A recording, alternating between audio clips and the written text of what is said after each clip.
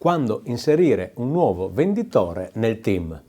Voglio fare questo video perché ci sono moltissimi imprenditori e manager che sostanzialmente vogliono basare lo sviluppo della loro impresa, lo sviluppo commerciale, seguendo questa regola molto semplice, anche capibile, ma che, ahimè, oggi funziona molto poco, se no per nulla. Voglio aumentare le vendite? Molto semplice, aumento la carica esplosiva della mia rete, aggiungo venditori, più venditori uguale più vendite. Lo so che è un concetto controintuitivo, ma molto spesso ti assicuro, soprattutto nelle PMI di oggi del mercato italiano, il primo intervento che bisognerebbe fare per ottenere maggiori vendite è ridurre il numero di venditori e naturalmente magari lavorare un po' di più su quello che sta prima, cioè sul marketing. Sono Andrea Zucca, mi presento se non mi conosci, sono l'amministratore delegato dell'Ippogrifo e da quasi 30 anni mi occupo di marketing e di vendita con una specializzazione nel B2B. E nel B2B ti assicuro che questo tipo di credenza oggi è assolutamente presente. Più venditori uguale più vendite. Voglio aumentare le vendite, devo aggiungere venditori. Allora, non so nella tua impresa, perché non sto esaminando il caso, come funzioni, non so come tu la possa pensare perché non sto dialogando con te, magari commenta, scrivi, sarò felice di risponderti, ma ti assicuro che ciò che ho espresso si riscontra, si evince nella realtà molto spesso, molto di più di quello che si possa pensare e soprattutto, ahimè, molto di più di quello che dovrebbe essere la realtà di un mondo marketing e vendita perfetto con i giusti equilibri. Quindi l'equazione più vendite uguale più venditori uguale più vendite è un'equazione che oggi non è corretta, non funziona e non funziona già da molto tempo, salvo casi eccezionali che quindi non confermano la regola. Allora, prima di inserire un nuovo venditore, perché ovviamente l'intro, il titolo della videopillola è quando inserire un nuovo venditore, quando è il momento di aggiungere un nuovo venditore. Certamente quando i carichi nelle vendite sono in aumento, quando il lavoro che deve farmi un venditore è non più, diciamo così, realizzabile dal materiale umano che ho a disposizione, quindi i carichi che l'impresa ha nella vendita iniziano ad aumentare, però definiamo bene questo aspetto. Quindi è giusto inserire un venditore quando ho un'impresa che aiuta e sostiene il reparto vendite, implementando gran parte del processo di vendita che, ricordiamo, inizia con il marketing. Un venditore nel mondo perfetto equivale all'attaccante di una squadra. Mi piace fare gli esempi di calcio perché ho praticato per molti anni questo tipo di sport, quindi un venditore equivale all'attaccante di una squadra di calcio, un finalizzatore, chiude un processo di conversione. Chi crea questo processo di conversione? Chi crea la palla da dare negli ultimi 20 metri della porta? Il marketing. Il marketing attrae i clienti, il marketing istruisce i clienti, il marketing rende interessante, diversa, differente l'impresa. Il marketing offre tutti i motivi al cliente potenziale per quasi convincerlo. Il venditore deve fare un ultimo pezzo di processo su un terreno già preparato, già ben preparato.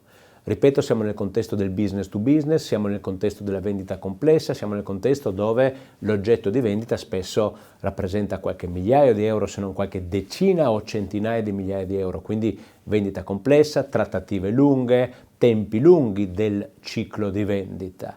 In questo ciclo di vendita, in questi tempi lunghi, una fetta del percorso, senza ombra di dubbio, fa parte del lavoro, dell'attività e delle responsabilità dei venditori, ma certamente non tutto il processo, perché qua sta il grande errore, qua sta il grande problema, qua sta il punto nel quale spesso si pensa un uomo in più uguale maggiore carica esplosiva. Soprattutto le aziende che hanno nella rete di vendita il principale autore e fautore della generazione delle opportunità di business, soprattutto quelle aziende lì, commettono questo errore strategico, perché pensano quindi che la sola soluzione sia quella di inserire nuove persone, nuovi venditori. Non serve che spieghi comunque sia già la fatica, l'onere di formare, di mettere una persona in condizioni di essere performante dentro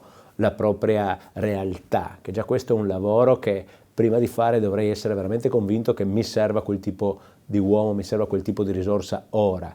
Ma quando andiamo ad analizzare queste aziende vediamo come molto spesso riscontriamo un marketing estremamente debole, se non inesistente. Quindi in queste situazioni è assurdo mettere nel proprio team un'ulteriore risorsa umana quando il marketing non c'è, quando il marketing non mi genera opportunità, quando quell'impresa non fa lavorare un suo commerciale su delle situazioni già preparate. Attenzione, questo non vuol dire che il venditore non debba essere protagonista in certi casi della generazione di opportunità.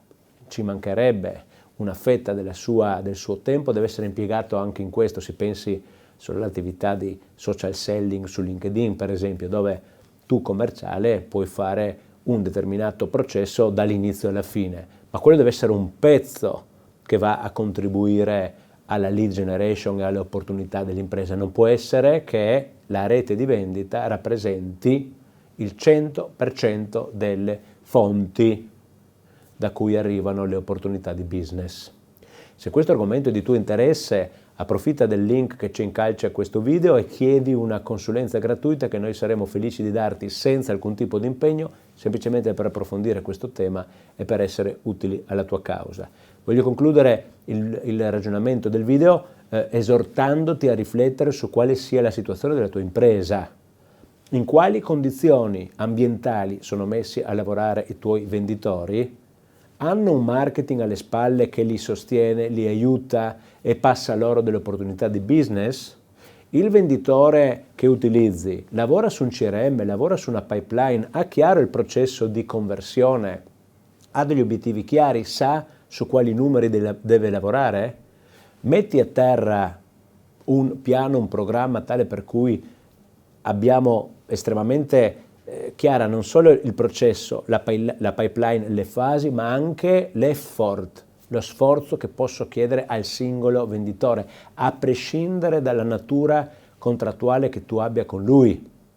Questo vale per un commerciale interno, questo vale per un agente, ok? Ovviamente non è la stessa cosa, non è uguale il dialogo, ma il concetto deve essere il medesimo.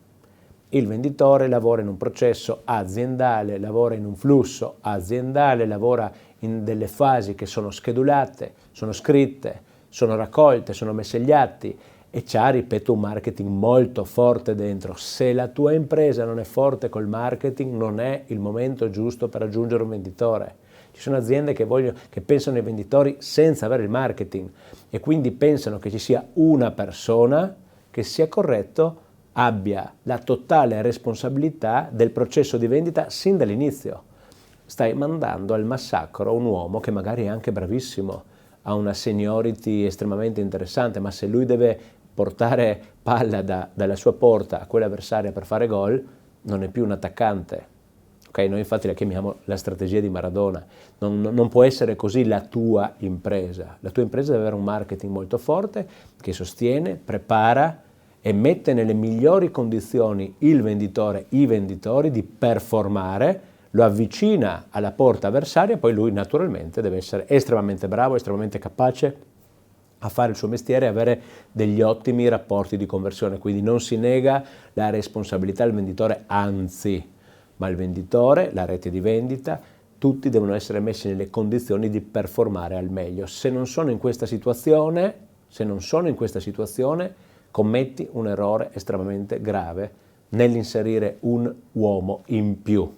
Non è assolutamente quel tipo di matematica quella che ti darà ragione. Di nuovo, se l'argomento ti interessa, se pensi che nella tua impresa ci sia questo problema, scopri come si può aiutare e sostenere le reti di vendita, i venditori con il marketing. Ti faremo vedere quello che stiamo facendo e abbiamo fatto con moltissime altre aziende, ti porteremo la nostra esperienza. Il link in calce a questo video ti aiuta a portarti nel contatto con noi, c'è un form da riempire, tutto molto semplice e veloce. Buon marketing!